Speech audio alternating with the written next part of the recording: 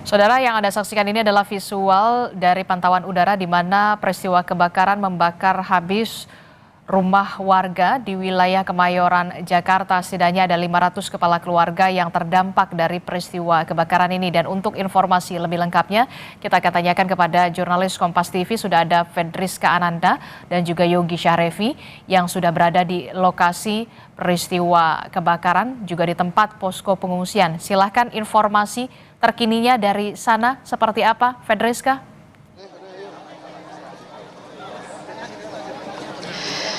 Ya, Adisti, tadi saya sempat di live sebelumnya saya sempat bilang bahwa Wali Kota Jakarta Pusat Arifin ini meninjau langsung ke lokasi pengungsian kebakaran di kawasan Kemayoran Gempol. Di mana tadi saya sudah sampaikan bahwa sebetulnya sudah banyak begitu ya pos-pos yang memang diperuntukkan bagi warga terkait dengan kebutuhan-kebutuhan seperti pengurusan ke Dukcapil, kemudian pelaporan ijazah hilang, dan kemudian terkait dengan fasilitas-fasilitas kesehatan untuk warga yang ada di pengungsian saat ini. Nah, tadi Adisti bertanya terkait dengan bagaimana kemudian skema yang akan diberlakukan bagi siswa ketika saat ini sedang diberlakukan ujian akhir begitu ya. Kita akan langsung mengkonfirmasi kepada Wali Kota Jakarta Pusat Bapak Arifin terkait dengan skema ini Pak, skema ujian susulan bagi siswa-siswa yang ada di pengungsian saat ini gimana Pak? Iya, saat ini memang sudah dilakukan pendataan dan sedang juga beberapa perubahan-perubahan di lapangan karena memang sudah ada juga yang sebagian mengungsi kepada saudara, famili dan sebagainya. Sementara data yang sudah dilaporkan di suku dinas pendidikan itu ada 160-an siswa sekolah baik PAUD, SD, SMP, SMA dan yang setara. Nah, mereka juga akan kita bantu dengan bantuan pelengkapan sekolah ya dari dinas sosial. Kemudian yang berkaitan dengan aktivitas belajar mengajarnya, khususnya yang berkaitan juga dengan ujian, ini akan ada diberikan kesempatan ujian susulan. Ya, mekanismenya seperti itu. Jadi mereka yang hari ini memang tidak bisa untuk menjalankan ujian, maka akan ada kesempatan yang diberikan oleh Dinas Pendidikan untuk ujian susulan. Oke. Pak, terkait dengan teknis penyelenggaraan ujian susulan ini, apakah nanti diserahkan kepada sekolah masing-masing atau gimana Pak skemanya? Nanti dari Dinas Teknis melalui suku dinas ya terkait dengan data mereka ya, karena kan nggak semuanya yang saat ini mereka itu sedang dilakukan pendekatan untuk SD-nya di mana, SMP-nya, SMA dan sebagainya. Ya, data-data itu yang nanti kemudian didistribusikan lagi kepada para kepala sekolah.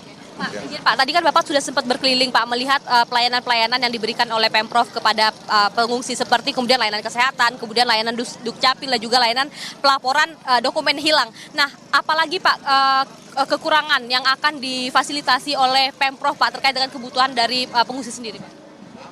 Ya, untuk bantuan-bantuan yang saat ini kita siapkan utamanya air bersih ya.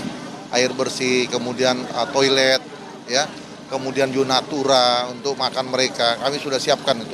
Pagi, siang, dan malamnya sudah diatur, dukungan dari Dinas Sosial, kemudian dari PMI, dari Basnas Bajis DKI, kemudian juga layanan identitas kependudukan dari Dinas Dukcapil, pelayanan kesehatan juga, posko kesehatan juga sudah kita siapkan ya, termasuk juga beberapa bantuan dari BPBD, Family Kit, termasuk trauma healing. Ya, anak-anak ya, nanti ada upaya yang dilakukan oleh Dinas PPAPP ya, itu untuk mengajak anak-anak yang trauma healing, nanti juga ada orang-orang yang nanti menangani semuanya ini. Pak, terakhir Pak, terkait dengan kawasan ini kan sebetulnya sering terjadi kebakaran ya Pak ya, pemukiman padat. Nah, mungkin bagaimana nanti untuk rehabilitasi bangunan, kemudian juga akan gimana nanti Pemprov akan melakukan perbaikan?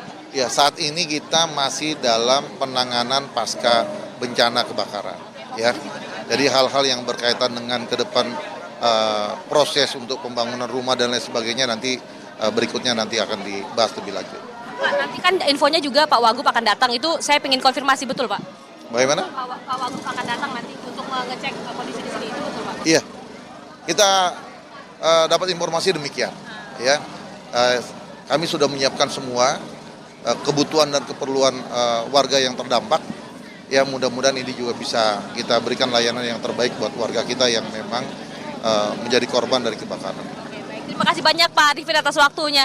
Nah, itulah tadi Adisti terkait dengan pertanyaan Adisti mengenai skema ataupun teknis ujian susulan yang akan diberikan kepada siswa-siswa yang menjadi korban ataupun terdampak akibat kebakaran yang terjadi pada malam kemarin.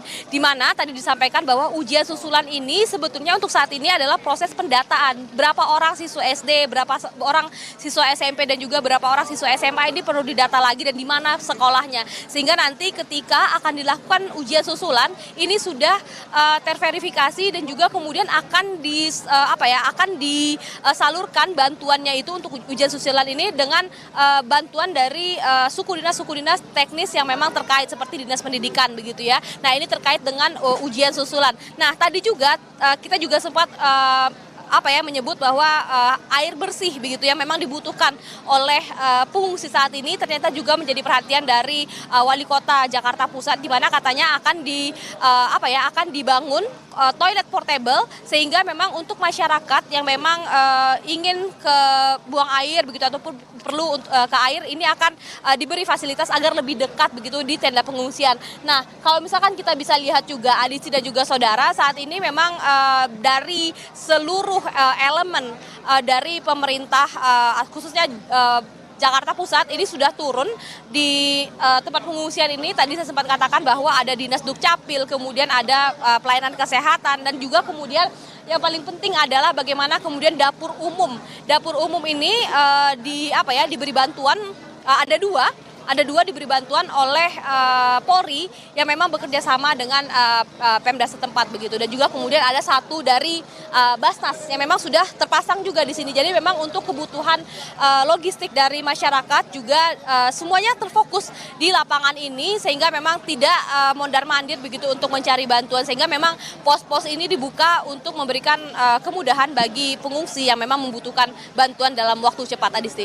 Oke, saat ini memang tanggap darurat tengah dilakukan oleh Pemprov DKI Jakarta untuk bisa menangani korban terdampak dari peristiwa kebakaran untuk jangka menengah dan juga jangka panjangnya. Kita tahu bangunan di sana sudah habis, rumah warga. Apakah nanti akan ditata ulang kembali di lokasi yang sama, di wilayah yang sama, ataukah kemudian ada opsi pemerintah Provinsi DKI Jakarta merelokasi warga ke sejumlah rusun terdekat atau seperti apa nanti untuk jangka menengah dan jangka panjangnya? Fedriska, sudah ada informasi soal itu?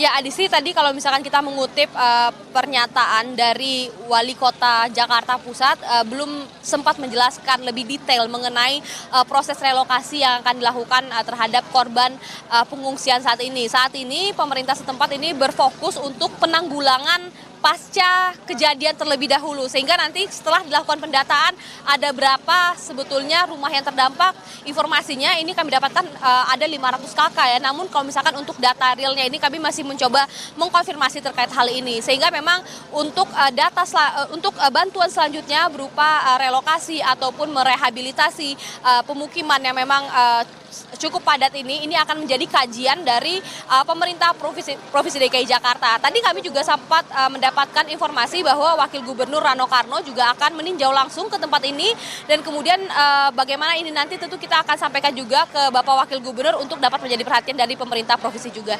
Adisti. Nanti kita akan update lagi perkembangan dari sana terkait dengan penanganan korban terdampak kebakaran di wilayah Kemayoran, Jakarta. Terima kasih Fedriska Ananda dan juga jurnalis Kompas TV Yogi Syarevi melaporkan langsung dari Kemayoran, Jakarta. Seperti yang kita tahu,